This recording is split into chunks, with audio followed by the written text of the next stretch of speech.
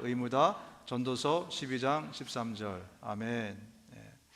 오늘 이 말씀 바로 앞에 어떤 구절이 있냐면 결론은 이것이다, 이 말씀이 있습니다. 결론은 이것이다. 하나님을 두려워하여라. 그의 말씀을, 하나님의 계명을 지켜라. 이것이 바로 사람이 해야 될 의무다. 솔로몬이 그 하나님이 주신 특별한 지혜를 가지고 한 생을 쭉 살아가면서 많은 연구를 하고 뭐 곤충도 연구하고 식물도 연구하고 하여튼 별의별 걸 다 공부했던 것 같아요. 그리고 인생을 연구하고 삶을 다 살아보고 그리고 전도서라는 전도서를 이제 쓰게 됐는데, 그리고 맨 마지막 장에 결론은 이거네. 결론은 우리가 하나님 두려워할 줄 아는 것, 그래서 하나님 말씀 지키고 그렇게 사는 것, 이것이 가장 인간에게 축복된 삶이네 라고 결론을 지어준 것입니다.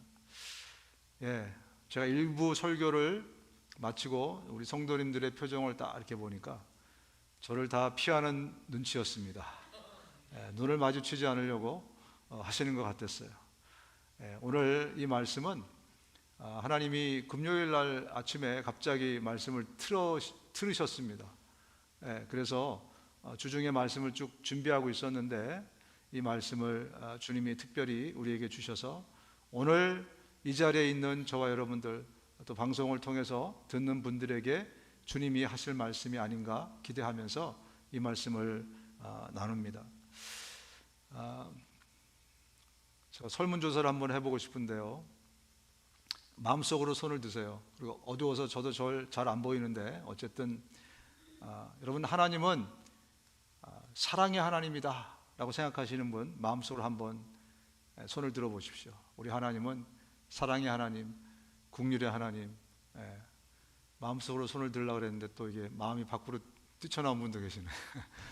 자, 우리 하나님은 무서운 하나님이다, 우리 하나님은 두려운 하나님이다 라고 생각되시는 분 마음속으로 손을 한번 들어 보십시오. 누가 맞을까요? 하나님은 무서운 하나님일까요? 하나님은 사랑의 하나님일까요? 어떤 분은 이렇게 얘기를 하시는데, 어떤 분은 구약에는 무서운 하나님이었는데 신약에는 사랑의 하나님이 됐습니다, 또 이렇게 얘기하시는 분들이 계세요. 일단 제가 질문을 드렸습니다. 하나님은 사랑의 하나님의 손을 드신 분, 혹은 하나님은 무서운 하나님, 이렇게 각기 손을 드셨을 텐데 둘 다 틀렸습니다. 둘 다 틀렸습니다. 하나님은 우리 엄마 아버지가 그랬듯이 정말 사랑의 하나님이십니다. 정말 긍휼의 하나님이십니다. 정말 은혜의 하나님이십니다. 그리고 또한 하나님은 우리가 죄를 지었을 때는 무서운 하나님이십니다. 우리가 죄를 지었을 때는 정말 두려운 하나님이십니다.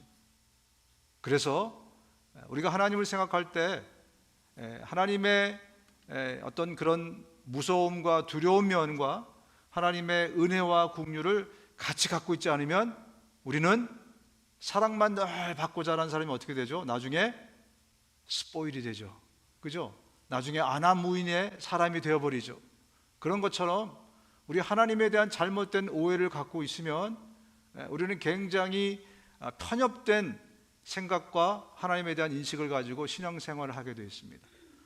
그래서 우리에게 중요한 것이 균형이에요. 밸런스입니다.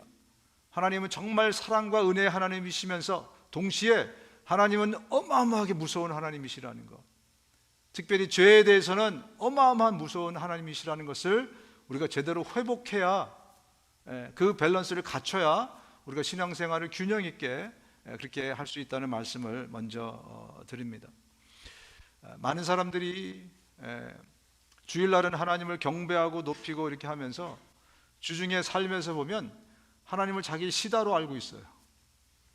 하나님은 내가 필요할 때, 아쉬울 때, 그때 부르면 소리치고 막 그러면 그때 하나님이 나타나셔서 하나님의 은혜를 베푸시는 그런 하나님으로 아는 그런 교인들이 상당히 많이 있습니다. 하나님은 우리의 숭배의 대상, 예배의 대상, 경배의 대상인 것을 여러분 아시죠? 할렐루야. 하나님은 우리 피조물들이 숭배하고 경배하고 찬양하고 높이는 영광 받으시는 그런 대상이에요. 그런데 그분이 은혜를 베풀어 주셔서 우리가 하나님의 양자가 되고 하나님의 양녀가 되고 하나님의 자녀가 된 것입니다. 그런데 살다 보니까 우리가 선을 넘는 일들을 가끔씩 하면서 선을 넘을 때가 너무 많이 있어요. 그래서 마치 하나님이 나의 시종인 것처럼, 하나님이 내 종인 것처럼 그렇게 하나님을 대하고 취급할 때가 너무 많습니다. 근데 우리가 왜 착각에 빠지냐면, 주일날 와서 우리가 예배를 드릴 때 혹은 수요일날 예배 드릴 때 어떤 영적인 행위를 할 때는 하나님을 우리가 높이거든요. 그러다 보니까 우리 스스로 착각을 하게 됩니다. 우리의 삶에서도 주님이 높임을 받고 삶에서도 경배를 받으셔야 되는데, 영적인 어떤 일을 할 때는 하나님을 숭상하고 높이지만 내 삶에서는 정작 하나님이 보시는 그 시간에는 하나님을 시다바리로 하나님을 시다로 취급하는 그런 잘못된, 왜 잘못됐는가, 잘못 배웠기 때문에 그런 것이 아닌가 생각이 돼요. 그동안 잘못 인식하고 있었던 그런 신앙생활을 우리가 하는 사람이 참 많습니다. 우리를 예수 믿는 사람들은 그리스도인이라고 부릅니다. 그리스도인은요, the follower of Christ라는 의미예요. 사도행전 11장에 처음 그리스도인이라는 단어가 등장하거든요. 세상 사람들이 보니까 저 사람들, 안디옥 교회에 있는 사람들은 굉장히 세상 사람들, 자기들하고 다르게 산단 말입니다. 다르게 생각하고 다르게 또 행동하고 다르게 사는 것을 보면서 저분들은 왜 저런가 보니까 예수의 추종자들이구나, 그리스도의 추종자들이구나, 예수의 제자들이구나. 그래서 그리스도인이라는 단어가, 별명이 처음 생긴 겁니다. 따라서 내가 그리스도인이라고 생각하는 사람은요, 우리는 예수님을 따라가는 사람들인 겁니다. 예수님을 흉내내면서 예수님의 생각과 마음과 삶을 쫓아가는 사람, 예수 닮으려고 쫓아가는 사람이 그리스도인이에요. 그래서 주일날 예배 잘 드리고 뭐 교회에서 하라는 거 잘하고 열심히 하는 거 참 좋습니다. 근데 거기까지는 우리가 종교인이라고 부르는 것이 더 합당합니다. 종교적인 행위를 우리가 해요. 그런데 우리의 삶에서 우리의 마음과 삶이 그리스도를 진짜 쫓아가지 않으면 그 사람은 아직 종교인이지 그리스도인이 아닙니다. 그래서 오늘 이 시간에 여러분들은 내가 그리스도인인지 나는 종교인인지를 잘 생각해 보셔야 돼요. 내가 종교적인 행위는 다 쫓아해요. 선교도 가고요, 11조도 하고요, 기도도 하고요, 설교도 듣고 예배도 드리고 다 종교적인 행위를 해요. 그런데 내 삶에서 내 언행 심사가 주일날이 아니라 나의 삶에서 내가 예수님의 발자취를 쫓아가지 않으면 아직 제자가 아닌 거예요. 그 사람은 아직 그리스도인은 아닌 것입니다. 우리가 이것을, 성경이 우리에게 이것을 분명히 밝혀주고 있기 때문에 우리는 그것을 잘 알고 내가 열심히는 하지만 여전히 종교인의 상태에 머물러 있다면 나는 아직 하나님이 원하는 그 자리까지는 가지 않은 것이죠. 그죠? 그 전에 우리는 이런 구별을 잘 몰랐어요. 그 전에 하도 먹고 사느라고 바빠서 그냥 축복받고 기도하고 하면 응답해 주시고 난 구원받고 천국 가고 여기까지만 알았는데, 이제 하나님께서 때가 되셔서 우리 한국 교회에도 미국 교회에도 이제 가르쳐 주시고 계십니다. 참된 주님을 쫓아가는, 오늘날 주일날 이 시간에 11시 핫타임이잖아요. 다른 교회들도 그렇고 지금 수만의 사람들이 각자의 교회를 지금 다 몰려가고 있는데, 거기에는 하나님 보시기에는 두 종류의 사람이 오늘 예배당을 찾는 거예요.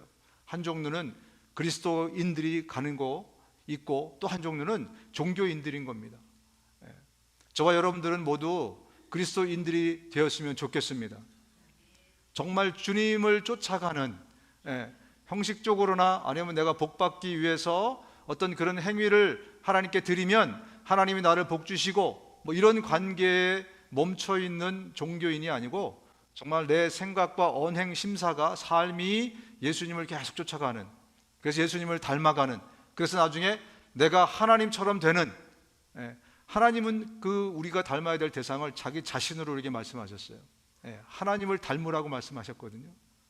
하나님이 거룩한 것처럼 너희도 거룩해야 되고 하나님을 닮으라. 그래서 우리의 닮아야 될 롤모델은 인간이 아닙니다. 4대 성인이 아니고요, 하나님이세요. 그래서 저와 여러분들은 정말 제자로서의 삶을 살기를 주님이 원하신다는 거죠. 그런데 왜 우리는 제자의 삶을 잘 살지 못하는가?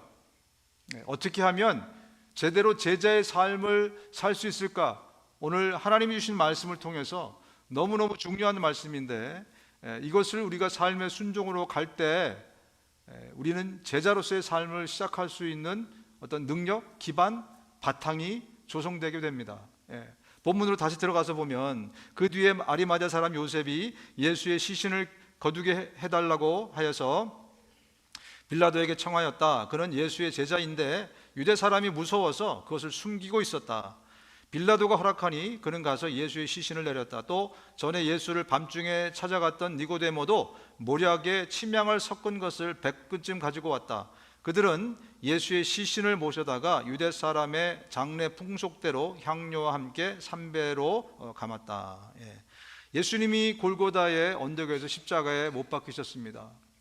그리고 예수님이 지난 시간에 이제 운명하셨죠. 그리고 나서 지금 로마 병정들이 가서 예수님의 시체, 십자가에 달려있는 시체에 밑에서부터 위로 창으로 옆구리를 찔렀어요.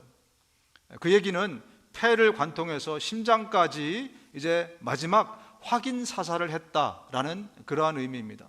그래서 남아있던 피와 물 이런 것들이 다 밑으로 쏟아지면서 예수님이 진짜 죽었다는 것을 이제 확인하게 된 겁니다. 왜 이런 일이 생겼냐면 오늘 저녁부터 유월절이 시작됩니다. 유월절은 유대인들에게 굉장히 중요하고 성스러운 그런 절기예요. 그런데 지금 저주받은, 나무에 달린 저주받은 시체들이 지금 온 예루살렘을 쳐다보고 있잖아요, 그죠? 그래서 빌라도에게 가서 그 시체를 내려달라고 한 겁니다. 그래서 마지막 확인 사살을 했습니다. 왜냐하면 당시에 십자가형은 십자가에 달린 채로 1주일이고 2주일이고 그대로 내버려 둡니다. 그래서 까마귀가 와서 먹고 독수리가 와서 먹고, 그래서 모든 시체를 그때 처리하는 거예요. 그런데 지금 유대인들의 특별한 요구를 들어주기 위해서 그 시신을 확인 사살을 한 겁니다. 그리고 오늘 본문이 그 뒤에 이제 오늘 본문이 시작이 되는 거죠. 그 뒤에 지금 아리마대 요셉 그리고 니고데모 두 사람이 지금 빌라도를 찾아왔어요. 오늘 본문에 의하면 그 두 사람은 예수님의 제자였다는 겁니다. 그런데 예수님의 제자였는데 제자라는 사실을 숨기고 있다가 지금 예수님이 죽은 다음에 쉽게 말해서 커밍아웃을 한 거예요. 그들은 뭐가 두려워서 예수님의 제자인 것을 숨겼을까? 그들은 왜 지금 상황이 다 끝났는데 예수님이 돌아가셨는데 이제 와서 예수님의 제자인 것을 밝혔을까? 이것이 문제로다. 왜 그들은 그렇게 했을까? 여러분, 세상에 나는 무서운 것이 없어 이렇게 얘기하는 분들이 계십니다.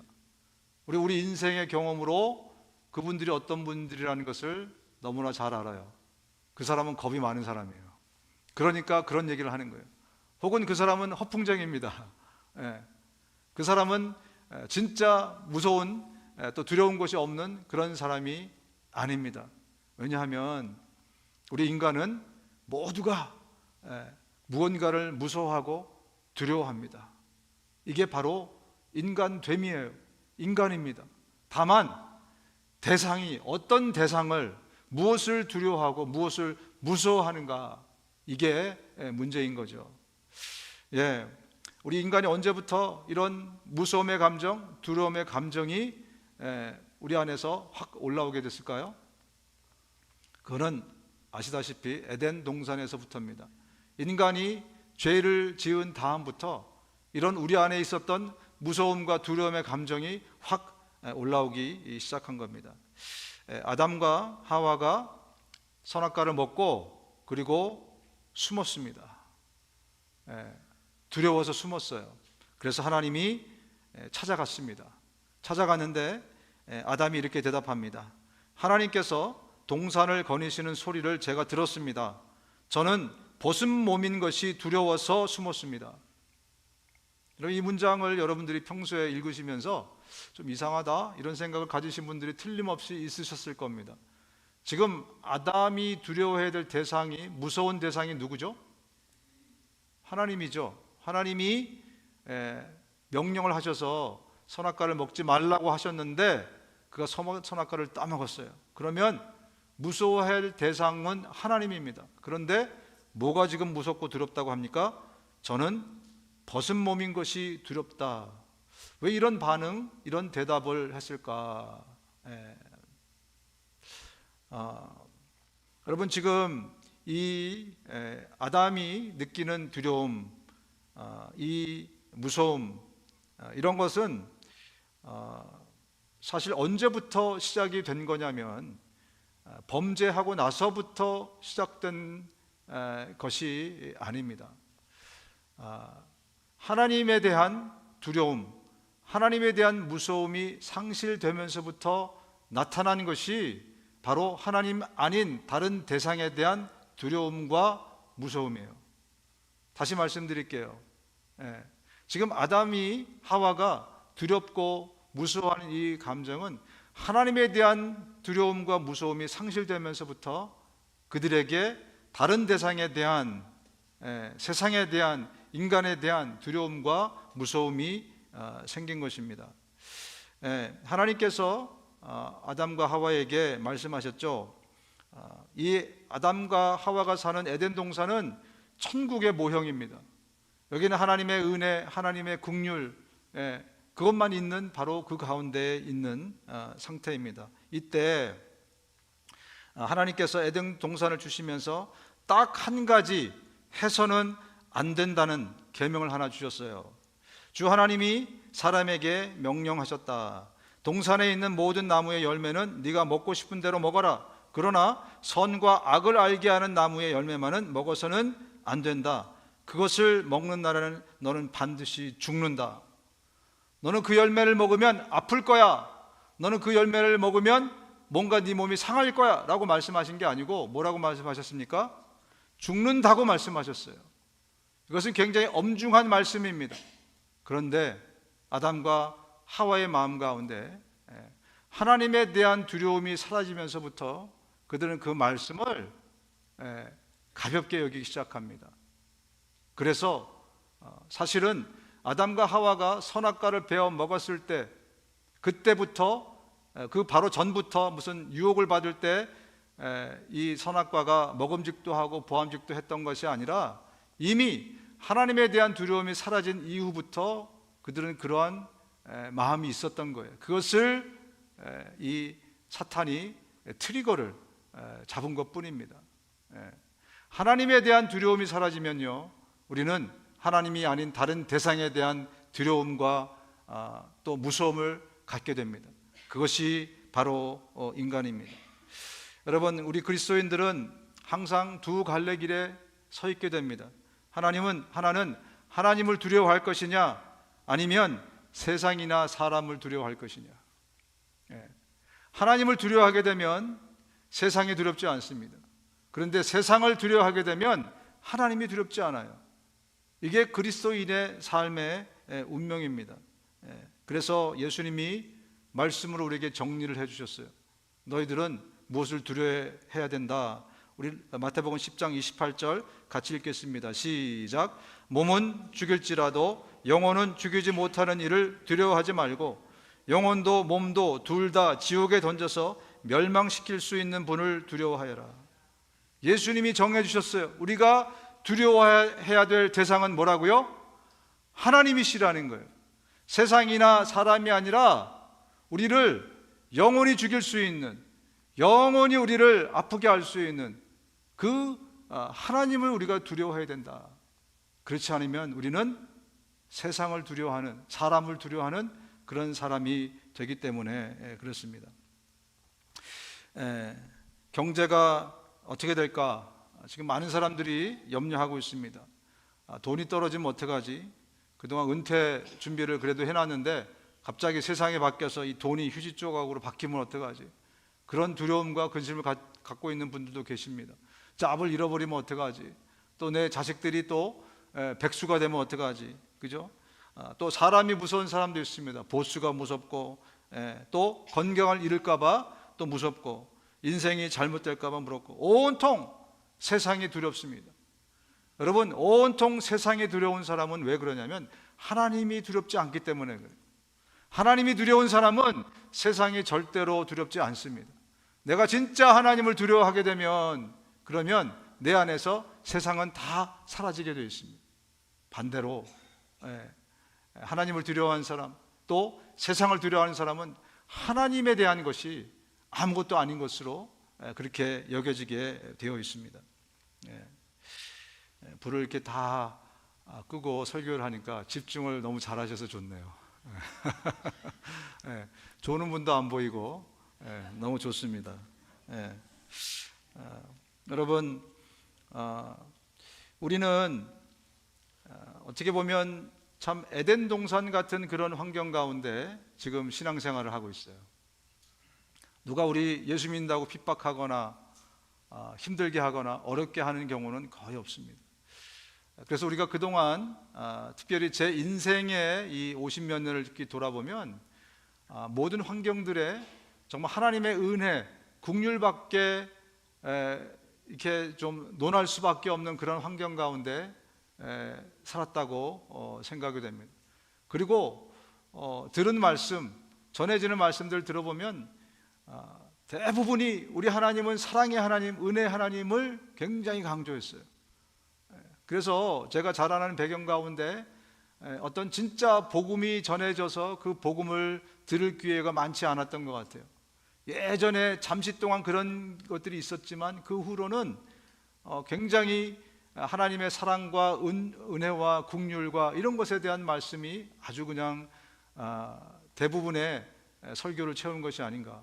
부흥 강사를 불러도 그분이 오셔서 하나님의 사랑과 은혜를 강조하지 죄에 대해서, 회개에 대해서 막 그렇게 하는 강사는 부르지도 않고, 또 강사가 와도 괜히 그 교회 와가지고 또 그 설교해가지고 분위기를 좀 그렇게 한다고 또 하지도 않고, 그래서 어떻게 하다 보니까 이 지난 몇십 년 동안의 우리 한국 교회 안에 분위기를 보면 하나님에 대해서 우리가 오해할 만큼 하나님은 무조건 사랑과 긍휼과 은혜의 하나님으로만 그렇게 전해진, 그래서 하나님의 어떤 무서운 면들, 하나님은 정말 무서운 하나님이시다에 대해서는 거의 들어보지 못하고, 그래서 나온 결론들이 하나님은 구약에는 무서운 하나님이었으나 신약에는 긍휼과 사랑의 하나님이다, 이런 결론을 내는 거기까지 우리가 도달하는 것이 아닌가 생각이 됩니다.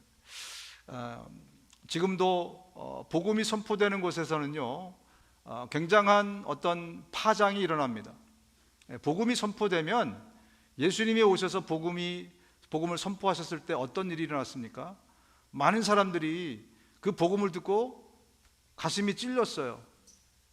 베드로가 성령을 받고 복음을 선포했을 때 거기에서 나타난 반응이 우리가 어찌할 거였어요. 그죠? 지금도 복음이 선포되는 자리에는요 우리 안에 요동이 있습니다. 왜냐하면 우리는 죄인들이기 때문에, 죄성을 갖고 있기 때문에.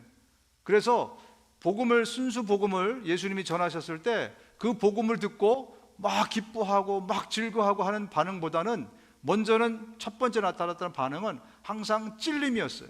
그래서 우리가 어떻게 해야 됩니까? 사도 바울도 복음을 전했을 때 그러지 않습니까? 우리가 어떻게 해야 됩니까? 주 예수를 믿어라, 그래서 얘기한 거예요. 그러면 너와 내 집이 구원을 얻게 될 것이다. 복음을 들은 사람의 첫 번째 반응은 항상 그럴 정도로 복음은 굉장히 밸런스 있게 하나님의 사랑과 은혜와 더불어서 또 하나님의 그 죄에 대한 정말 그 시리어스한 또 마음과 또 그 무서운 하나님을 같이 복음에는 들어있기 마련입니다. 그런데 이 시대는 우리가 하나님 무서운 줄 모르고 사는 그런 시대로 지금 전락해버리고 말았습니다. 그래서 우리의 신앙생활에 굉장한 불균형들이 지금 일어나고 있다. 성경에 나오는 이 믿음의 선배들을 보면요, 하나님의 사랑과 은혜를 경험하면서도 한쪽에서는 하나님에 대한 어떤 그런 그 두려움, 무서움, 이것들이 함께 존재했다는 것을 우리가 확인할 수 있습니다. 우리 믿음의 조상 아브라함 때부터 그랬습니다. 아브라함이 이제 마지막 시험을 창세기 22장에서 받지 않습니까? 마지막 시험을 받을 때 이제 그 시험을 통과하면서 하나님이 이제 마지막 도장을 찍어 주시잖아요. 너는 네 아들 이삭을 데리고 모리아 산에 가서 제사를 이 이삭을 죽여서 나에게 제사를 해라. 그래서 아브라함은 가서 진짜로 이삭을 죽이려고 했어요. 바로 그때 천사가 말하였다. 이 아이에게 손을 대지 말아라. 그 아이에게 아무 일도 하지 말아라. 네가 너의 아들, 너의 외아들까지도 나에게 아끼지 아니하니 네가 하나님 두려워할 줄을 내가 이제 알았다. 지금 이 대목에서 어떤 얘기가 나와야 되죠? 네가 네 아들을 아끼지 않고 모든 것을 바치는 것을 보니 네 믿음이 정말 나를 진짜 믿는 신실한 믿음이구나 라는 표현을 하셔야 되는데 무슨 표현이 나옵니까? 네가 하나님 두려워하는 줄을 내가 이제 알았다. 하나님이 결국 그 안에서 아브라함의 심중에 가장 깊은 곳에서 확인하고자 했던 것은 뭐냐면, 네가 하나님 무서워할 줄 알고 네가 하나님 두려운 줄 알고 살아가는 사람이냐? 바로 이것을 확인했던 겁니다. 그래서 그것을 확인받고 나서 그리고 하나님이 도장을 찍어줘서 통과, 패스 이렇게 얘기해 주신 것입니다. 여러분, 요셉이라는 인물을 아시지 않습니까? 이집트의 노예로 팔려갔는데 이 보디발이라는 사람의 아내가, 이 사모님이, 그죠? 주인의 사모가 성적인 유혹을 하죠. 그래서 이것을 뿌리칠 때 우리는 압니다. 어떻게 이 요셉이 얘기했는지. 내가 하나님 앞에서 죄를 지을 수 없습니다, 이렇게 얘기를 했어요. 보디발에게 죄를 짓는 게 아니고 하나님 앞에서 죄를 지을 수 없습니다. 이 요셉의 삶의 중심은 늘 하나님이셨어요. 그 삶의 중심은 하나님이셨는데 그 중심의 중심에는 무엇이 있었는지 나중에 자기를 판 그 형제들을 만났을 때 이렇게 요셉이 고백합니다. 사흘 만에 요셉이 그들에게 말하였다. 나는 하나님을 두려워하오. 나는 하나님을 두려워하오. 당신들은 이렇게 하시오. 그래야 살 수 있어. 이 요셉은 하나님을 두려워하는 사람이었다는 거예요. 요셉도 아브라함도 그들의 중심에는요 늘 하나님 두려워하는 마음이 자리 잡고 있었던 사람입니다.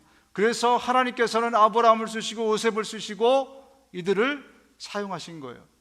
그리고 그들을 쓰시기 전에 확인하신 것이 네 안에 나에 대한 두려움이 있느냐, 이것을 확인하셨다는 것은 우리에게 굉장히 놀라운 일이 아니겠습니까? 뿐만 아니라 하나님 무서운지 모르고 끝까지 우상을 섬겼던 그런 이스라엘 백성들, 하나님은 그들에게 정말 긍휼과 은혜의 하나님이셨어요. 그들의 조상에게서부터 만나를 주시고 또 광야에서부터 어마어마한 은혜를 베푸셔서 신발이 닳지 않고 옷이 헤어지지 않고, 그죠? 그리고 젖과 꿀이 흐르는 가나안 땅으로 그들을 다 인도해 주셨잖아요. 그랬기 때문에 그들은 마치 에덴 동산처럼 그 환경을 누리면서 살았습니다. 그러다 보니 그들은 점점 하나님 무섭다는 것을 잃어버리고 살았어요. 그래서 우상을 섬기기 시작한 겁니다. 하나님이 무서웠다면 하나님의 말씀이 무서웠을 것이고, 그리고 그들은 우상을 함께 섬기지 않았을 것입니다. 그런데 점점점 그들 마음 가운데 하나님에 대한 무서움이 사라지기 시작했어요. 그래서 그들은 우상을 섬깁니다. 하나님 선지자를 수십 명을 보냈는데도 그들은 끝까지 하나님 무서운 줄 몰라요. 하나님이 경고하고 또 때로 이방 민족을 통해서 또 그들을 힘들게 하고, 그래도 그들은 굽히지 않습니다. 그래서 결국은 하나님 어떻게 하시죠? 성전을 다 그냥 무너뜨리셨어요. 그리고 그들을 그 땅에서 쫓아버립니다. 바벨론에 포로로 끌려가게 되죠. 거기서 하나님 무서운지를 회복한 사역을 한 사람들이 에스라와 다니엘입니다. 다니엘은 뭐 한국에 다니엘 학습법도 나오더라고요. 무슨 성공의 아이콘이 아닙니다. 이방 나라에서 포로로 가서도 저렇게 재상이 되고 왕을 4명이나 섬기고 이랬으니 여러분도 다니엘처럼 공부하면 성공할 수 있습니다. 이런 성공의 아이콘이 아니고, 다니엘은요, 하나님 무섭다는 것을 그 백성들에게 깨우쳐주고 알게 한 거예요. 에스라도 마찬가지입니다. 그래서 그들의 활동을 통해서 거기서부터 어떻게 리걸리즘이라는 것이 사실은 발달하기 시작했어요. 하나님을 이제 우리가 무서운 줄 알고 섬겨야 되는데 더 잘 섬기자 이래가지고 장로들의 유전과 전통이 그때부터 생겨나기 시작한 거예요. 예를 들면 지난번에 말씀드린 것처럼 안식일이 5시부터 시작되면 혹시라도 밤에다가 5시 넘으면 안 되잖아요, 그죠? 그러니까 우리는 4시부터 우리 안식일 준비하자 이래가지고 쓸데없는 1시간들을 막 집어넣으면서 그 룰로 만들고 이러면서 이제 복잡해지기 시작했죠. 어쨌든 다니엘은 이렇게 그들에게 고백합니다. 나는 주 나의 하나님께 기도하면서 백성의 죄를 고백하고 아뢰었다. 위대하시고 두려우신 주 하나님, 하나님을 사랑하며 하나님의 계명을 지키는 사람들에게 언약과 인자를 베푸시는 하나님, 위대하고 두려운 하나님을 여러분 회복하셔야 됩니다. 그래야 우리 민족이 삽니다. 이 얘기를 주창한 것이 바로 이 다니엘이었습니다. 여러분 신약 성경으로 가서 보면 이 로마서에 이 세상을 딱 진단해 보니까 이 세상에 어떤지 견적이 나왔습니다. 로마서 3장에 이렇게 말씀합니다. 의인은 없다, 한 사람도 없다, 깨닫는 사람도 없고 하나님을 찾는 사람도 없다. 그들의 눈에는 하나님을 두려워하는 빛이 없다. 하나님이 세상을 확인하면서 이 세상이 진짜 썩어 있는지 그렇지 않은지를 확인해 본 결과 이 세상을 완전히 어두운 세상이 되어버렸는데, 그 원인은 뭐냐? 눈빛을 보니까 거기에 하나님 두려워하는 것이 다 사라졌다는 거예요. 그럼 무서운 얘기 아닙니까? 그죠? 너무나 에덴 동산 같은 그런 환경 가운데 살다 보니까 늘 은혜의 하나님, 긍휼의 하나님, 무슨 죄를 지어도 다 용서해 주시는 하나님. 저는 어릴 때 그걸 배웠어요. 무슨 죄를 지어도 다 용서해 주시는 하나님. 그래서 죄 짓는 것이 두렵지 않았습니다. 솔직히 얘기하면 죄성을 가진 인간이기 때문에 제가 특별히 더 나빠서 그런 것이 아니고, 제가 알기로는 모든 인간이 다 그럴 겁니다. 무슨 죄를 지어도 다 용서해 주시는 그 하나님, 죄에 대해서 무섭게 벌하시는 하나님이라는 것을 들어본 적이 없으니, 하나님 오늘만요, 내일 봬요, 오늘은 제가 죄짓게 좀 놔두세요, 이런 식의 신앙생활로 살아갔던, 정말 그것이 하나님께서 우리에게 원하시는, 그것도 귀엽다고 그것도 착하다고 해주실까? 물론 어릴 때는요, 똥 싸고 뭉개는 것도 귀엽죠, 그죠? 그런데 10년, 20년 여전히 그런 생각을 가지고 살아가는 그리스도인이라면 하나님이 얼마나 가슴 아파하실까? 그래서 성경에 말씀하는 겁니다. 성령을 슬프게 하지 말라. 여러분, 바울도 베드로도 극심한 핍박 가운데, 그리고 아시다시피 그들은 그들의 세대에 예수님이 올 거를 믿고 있었어요. 그런 가운데 신앙생활하는 그 디아스포라들을 향해서 메시지를 던집니다. 모든 사람을 존중하며 믿음의 식구를 사랑하며 하나님을 두려워하며 왕을 공경하십시오. 그 말세에도 베드로가 잊지 않고 그들에게 언급하는 것은, 여러분 하나님 두려워할 줄 알아야 됩니다. 하나님 무서워할 줄 알아야 됩니다. 하나님 무서워 가운데 여러분 신앙생활 하셔야 됩니다.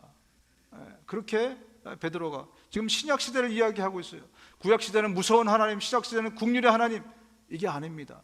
두 가지 다를 갖고 계신 하나님이기 때문에 말세를 살아가는 그 디아스포라들에게 이렇게 하나님 두려워할 줄 알아야 된다고 그렇게 외치고 있는 겁니다. 솔로몬은 아까 말씀드린 것처럼 온 세상의 모든 지혜와 지식을 다 섭렵한 그런 사람입니다.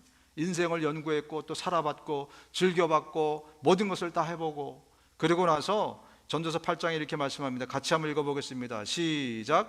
하나님을 두려워하는 사람은 모든 일이 다 잘 되지만 악한 자는 하나님을 두려워하지 않으니 그가 하는 일이 잘 될 리 없으며 사는 날이 그림자 같고 한창 나이에 죽고 말 것이다. 결국 행복한 인간은 하나님 무서워할 줄 아는 인간이 결국 행복하게 살더라, 행복하게 되더라, 복받더라, 그 얘기를 하는 거예요. 왜?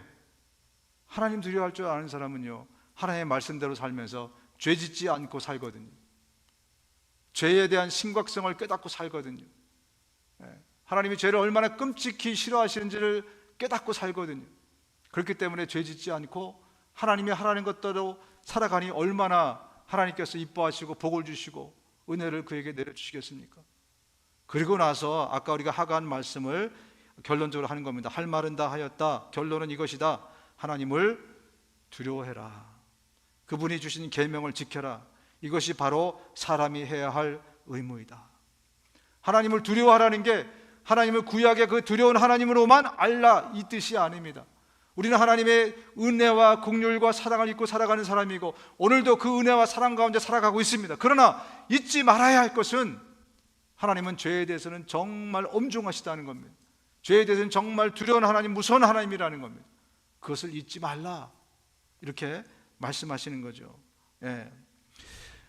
여러분, 죄인들이 죄 짓고 나서 아파하고 힘들어할 때 위로하는 게 참 중요합니다. 그래서 성경은 많은 곳에서 긍휼과 은혜의 하나님을 이야기할 때 보면 그들이 죄 짓고 힘들고 아파할 때 그런 하나님이라는 것을 이야기합니다.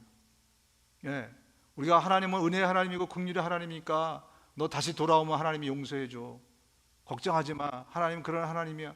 그래서 보면 특별히 선지서 같은 데 보면 이스라엘 백성들이 막 저주받고 힘들고 했을 때 꼭 반드시 긍휼과 은혜의 하나님임을 다시 상기시켜요. 그죠? 신약에서도 마찬가지입니다, 여러분. 근데 여러분, 보다 중요한 게 뭡니까?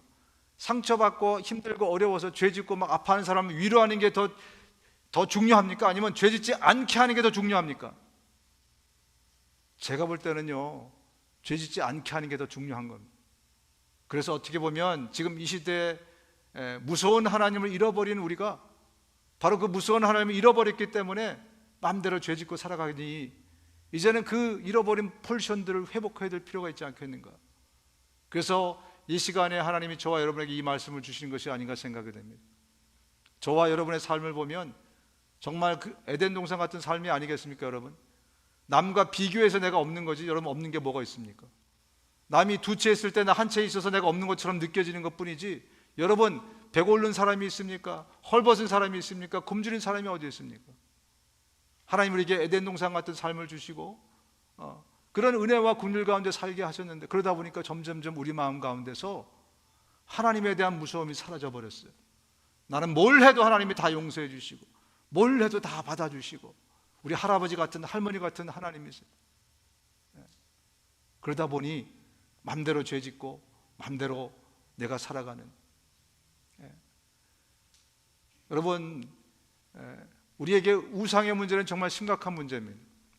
우리에게 우상들이 있어요. 그 우상들을 내려놓지 못하면 정말 큰 고초를 당하게 될 겁니다. 우상은 무엇이냐? 하나님보다 더 사랑하고 애정하는 것이 우상이에요. 그것이 내 하나님인 것입니다. 그렇기 때문에 하나님이 그 우상의 문제를, 그 죄 짓는 문제를 심각하게 다루시는 거예요. 근데 그 문제가 왜 해결이 안 되느냐? 하나님 무서운 줄 모르기 때문에 그래요. 하나님 무서운 것이 깨달아지면요, 당장 그 우상을 내가 내려놓으려고 할 것입니다. 그런데 하나님이 그것도 용서해 주시고 그것도 내버려 두시고 이래도 품어주시고 한다. 이건 제 연약함이에요. 이러면 다 끝나는 줄 알아요. 절대로 그렇지 않다는 것을 이 아침에 말씀해 주신 겁니다. 하나님의 성령을 슬프게 하지 마십시오. 여러분은 성령 안에서 구속의 날을 위하여 인치심을 받았습니다. 성령이 언제 슬픔을 느끼게 되실까요? 내 안에 계신 성령이 언제 슬플까요? 내가 뭐 시험에 떨어져도 슬프겠죠, 성령께서. 그죠? 그런데 성령이 언제 진짜 슬프냐면 내가 죄 질 때 슬퍼하는 거예요. 여러분, 성령님은 우리의 헬퍼로 오신 게 아닙니다. 하나님으로 우리 안에 오신 것입니다. 그 하나님이 오셔서 우리를 도와주시는데 어떤 것을 가장 크게 도와주시냐면 우리가 죄 짓지 않고 하나님 닮는 삶을, 그리스도의 제자의 삶을 사는 것을 도와주시려고 오신 거예요. 그런데 우리는 성령님은 그냥 헬퍼로 생각하고 있죠. 내가 부족한 거 채워주고 달라면 갖다 주고, 굉장히 오해하고 있는 것이죠. 여러분, 예수님이 지금 십자가에 피 흘리고 죽으신 다음에야 지금 이 두 사람이 제자임을 커밍아웃을 지금 했습니다. 요셉과 디모데. 이 두 사람은요, 둘 다 산헤드린 공회 의원들이었어요. 71명의 산헤드린 공회, 오늘날의 국회의원들이죠. 이 두 명은 그 국회의원들이었습니다. 유대사회에서 아주 명망이 있는 사람들이었죠. 그리고 이 사람들은 부자였습니다. 성경을 보면 이 아리마대 요셉은 굉장히 부자였다고 그래요.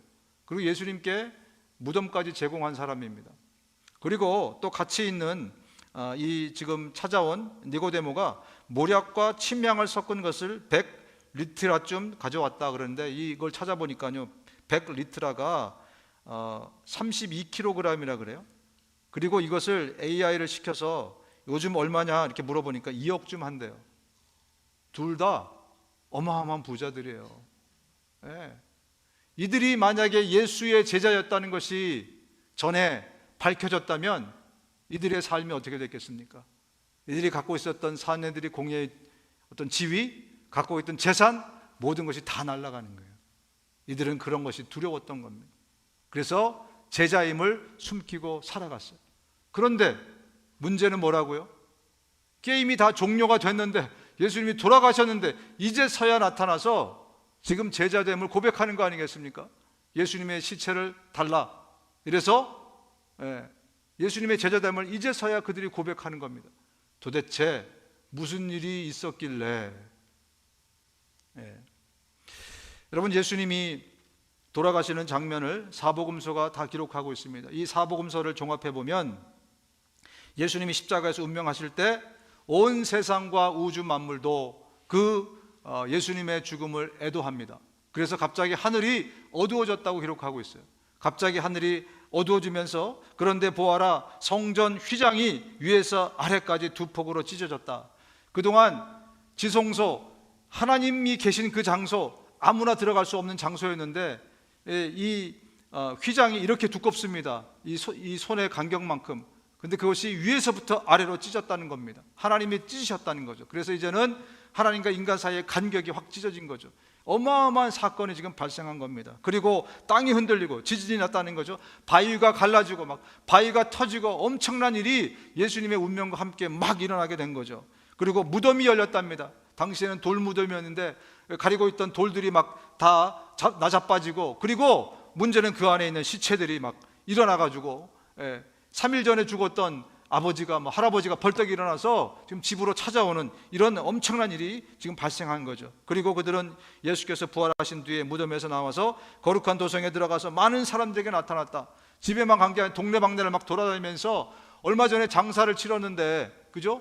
그 동네는 태어나서 자라고 다 거기서 죽잖아요, 당시에는. 근데 모든 사람이 다 알 거 아닙니까? 그런데 그 시체들이 다 일어나고 와가지고 지금 새로 돌아온 거예요. 엄청난 일들이 예수님의 운명과 함께 일어났습니다. 그러면서 어떤 일이 생겨났느냐? 가장 악랄하고 악한 사람들, 그리고 예수님의 가까이 있는 사람들부터 변화가 되기 시작하는 거예요. 바로 전에는 강도가 한편 오른편 왼편 둘 중에 한 강도가 예수님을 만나게 되지 않습니까? 그러면서 백부장과 그와 함께 예수를 지키는 사람들이 지진과 여러 가지 일어난 일들을 보고 몹시 두려워하여 말하기를 참으로 이분은 하나님의 아들이셨다. 그들 가운데 엄청난 두려움이 엄습하기 시작한 거예요. 바로 이 로마 병정들은 예수님을 직접 핍박한 사람들 아닙니까? 침 뱉고 따기 때리고, 그리고 채찍으로 예수님을 치고, 그리고 그것도 모자라서 직접 손으로 못을 박았는데, 이 어마어마한 사건들을 보면서 이 사람이 하나님의 아들이었구나. 그 안에 이 두려운 마음들이 회복되기 시작한 겁니다. 그러면서 이 병사들부터 시작해서 백부장에 이르기까지 모든 사람들이 저가 바로 메시아구나, 하나님의 아들이구나를 깨닫게 됐다는 겁니다. 바로 이 상황에서 당대 공회원 자격으로 예수님의 사형 장면을 보고 있을 바로 이 요셉과 아리마대 요셉과 디모데 역시 그들 가운데 하나님을 두려워하는 마음이 회복되지 않았을까 저는 생각합니다. 하나님을 대한 두려운 마음이 회복되면서 바로 사라진 것이 세상에 대한 두려움입니다.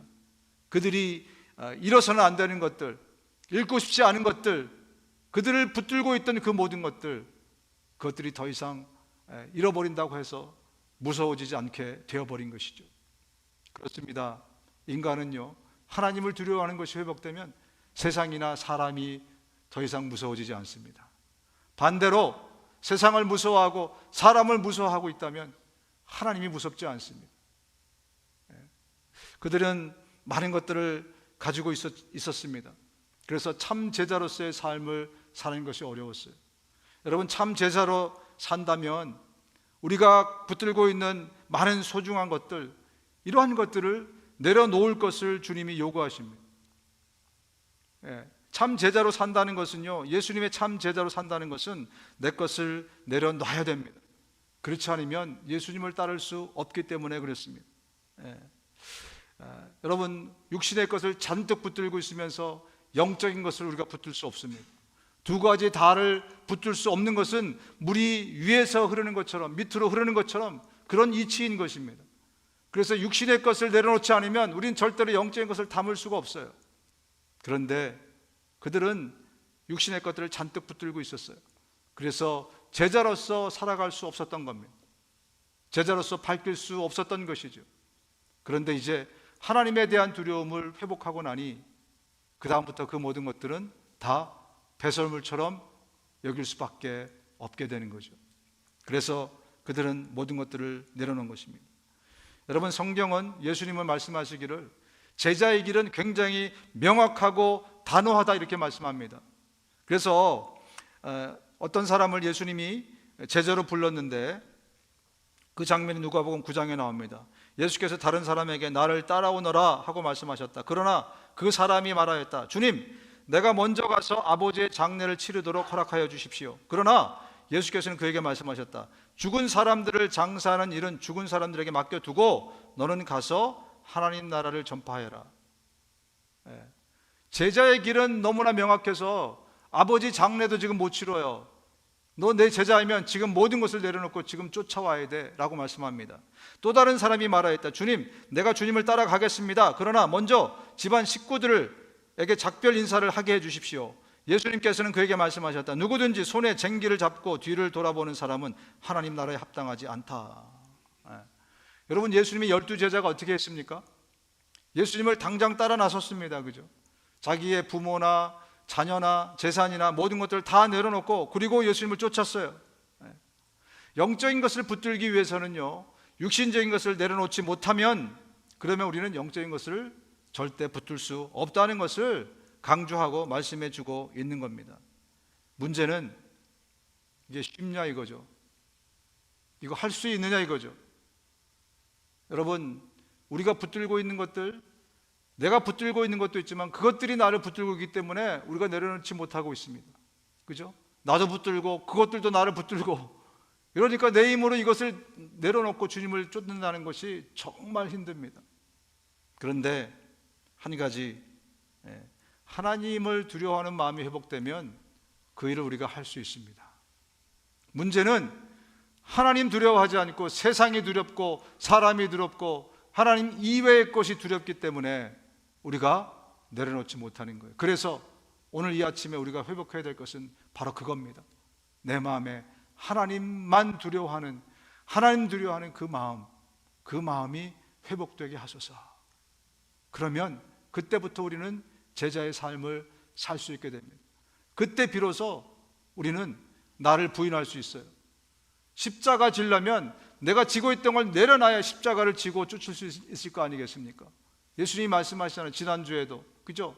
너희가 나를 따르기 원하느냐, 내 제자가 되기 원하냐, 먼저 너를 부인해야 돼. 너는 죽은 거야. 너는 죽은 것. 그리고 네 짐을 내려놔. 그래야 십자가를 질 거 아니니. 이 모든 것을 가능케 하는 것은요, 어떤 훈련이나 트레이닝이 아니고 바로 내 안에 하나님 무서운 줄 아는 것부터, 그것부터 회복하는 것, 그때부터 제자의 길이 시작되는 겁니다. 여러분, 이 대표적인 사람 베드로가 예수님을 쫓습니다. 누가복음 5장에 보면 디테일하게 어떻게 베드로가 예수님을 쫓아가게 됐는지에 대해서 나와요. 근데 여러분, 성경 공부를 잘 하신 분은 아시겠지만 이때 예수님의 부름을 받고 내가 너를 사람 낚는 어부가 되게 하리라 그러면서 그때 처음 쫓은 게, 그때 예수님을 처음 만나서 쫓은 게 아니에요. 요한복음 1장에 보면 그때 처음 예수님을 만난 것이 그때 기록이 되어 있어요. 예. 요한복음 1장에 이 침례 요한이 침례를 줄 때 동생 안드레가 이제 침례 요한의 제자였습니다. 그래서 베드로도 침례를 받으러 갔던 것 같아요. 그 근처에 있다가 안드레로부터 예수님을 소개받습니다. 그리고 반나절을 보내요. 근데 예수님을 만났습니다. 예수님을 만났는데 너는 요한의 아들 시몬이구나. 앞으로는 너를 게바라고 부르겠다. 게바는 베드로 곧 바위라는 말이다. 예수님을 처음 만났는데 예수님이 내 이름을 알아. 그러면 어떠시겠어요? 예수님을 딱 만났는데 네가 태산이구나. 막 뒤집어지지 않겠어요? 그죠? 그런데 그럼에도 불구하고 베드로는 예수님을 쫓지 않습니다. 예. 그리고 지금 누가복음 5장에 보면 이제 예수님을 쫓게 된 배경이 나와요. 한번 봤잖아요, 전에. 근데 어느 날 보니까 예수님이 아침에 밤새도록 그물을 던졌는데 고기를 하나도 못 잡아가지고 이제 좀 자기 전에 그물 정리를 하고 있었어요, 아침에. 그런데 예수님이 오시는데 막 사람들이 엄청나게 몰려오는 거예요. 그래서 예수님이 오시더니 야, 네 배 좀 쓰자, 그렇게 말씀하셨겠죠. 그래서 배에 올라오셔가지고 이제 말씀을 전하십니다. 왜냐하면 바람이 바다에서부터 이렇게 불기 때문에 스피커 효과가 나는 거죠. 그래서 많은 사람들에게 또 말씀을 전하십니다. 그 다음에 예수님이 베드로에게 야, 이 배 타고 좀 가자는 거예요. 그래서 예수님을 쫓아서 갑니다. 갔더니 바다 한 가운데쯤 가더니 여기다 그물을 던지라는 거예요. 그래서 여러분이 잘 아는 것처럼 내가 밤새도록 그물을 던졌지만 고기를 못 잡았는데 주님이 말씀하시니 내가 순종하겠습니다. 그러면서 던졌더니 어떤 일이 있습니까? 엄청나게 많은 고기가 잡힌 거예요. 그래서 자기 배에다 다 못 싣고 다른 배까지 불러서 실었어요. 그리고 나온 다음에 베드로가 이렇게 고백합니다. 시몬 베드로가 이것을 보고 예수의 무릎 앞에 엎드려서 말하였다. 주님, 나에게서 떠나 주십시오. 나는 죄인입니다. 여러분, 지금 이 장면은 무엇을 얘기하고 있냐면 하나님에 대한 경외감, 무릎 꿇을 수밖에 없는, 이분이 하나님이시구나, 이거를 지금 깨닫는 순간 그가 무릎을 꿇은 거예요. 그리고 예수님이 말씀하십니다. 네가 나를 따라오너라. 그러면 네가 사람 낚는 업으로 내가 너를 만들어주겠다. 그때 모든 것을 다 내려놓고 하나님에 대한 경외심이 있는 사람, 두려움이 있는 사람은요, 세상이 무섭지 않습니다. 그래서 모든 것을 내려놓고 주님을 쫓으신 거예요. 여러분, 누가복음 4장에도 보면, 바로 전장에도 보면 회당에 예수님이 가셨다가 갑자기 베드로의 집에 오세요. 그러면서 이 장모의 열병을 고쳐주십니다. 그때까지만 해도 이 누가복음 순서에 의하면 그때까지만 해도 베드로는 예수님을 쫓지 않았어요. 그런데 오늘 5장에서 4장까지 안 쫓았던, 요한복음 1장에서도 안 쫓았던 베드로가 주님 무서운 줄 알고 하나님이 누구신지 그 경외감을 회복하니까 바로 엎드려서 주님을 쫓아가게 된 것입니다. 여러분, 그래도 우리 웬만큼 하고 있는데 정말 우리에게 필요한 것이 뭐냐면 하나님 무서워할 줄 아는 그것에 대한 회복입니다. 우리 마음 가운데 정말 하나님은 사랑과 은혜와 긍휼의 하나님이시지만 하나님은 정말 죄에 대해서, 정말 우상을 섬기는 것에 대해서, 또 내가 정말 제대로 살지 않는 것에 대해서 하나님이 정말 무서운 하나님이라는 것을 우리가 회복할 때 우리는 정말 균형 있고 밸런스 있는 신앙생활을 할 수 있게 되는 겁니다. 정말 바라기는 오늘 이 말씀이 여러분에게 거친 음식처럼 소화하기 힘드시겠지만, 왜냐하면 잘 들어보지 못했기 때문에, 잘 생각하지 않았기 때문에. 그런데 이 말씀, 오늘 성경을 통해서 우리가 쭉 살펴보지 않았습니까? 예수님도 그렇게 말씀하시고 구약에서 뿐만 아니라 신약에서 그렇게 말씀하고 있고, 그래서 정말 우리에게 필요한 것은 바로 이것입니다. 이것이 회복될 때 우리의 삶이 하나님이 기뻐하시는 제자의 삶을 살아갈 수 있게 되는 겁니다. 내 것들을 내려놓을 수 있는 출발점이 될 수 있는 겁니다. 저와 여러분들이 정말 하나님을 경외하는, 지혜와 지식의 근본이 하나님이라고 잠언서 1장에 또 9장인가에 또 말씀하고 있지 않습니까? 뭐가 지혜인 거예요? 뭐가 지식인 겁니까? 하나님 무서워할 줄 아는 것부터 배우는 거, 그것부터 내가 인정하고 인식하는 거, 그래야 그 다음부터 뭔가가 복으로 쌓이게 되는 것입니다. 저와 여러분들 가운데 정말 다른 것은 다 잊어먹어도 오늘 바로 그것이 회복될 수 있는, 그래서 이번 한 주간 동안에 정말 하나님에 대한 경외심, 무서움, 그것들이 회복되어서 정말 주의 말씀을 내가 순종하고 따라갈 수 있는 그런 우리 모두가 될 수 있기를 주님의 이름으로 축원드립니다. 눈을 감으시겠습니다. 아직 여러분 가운데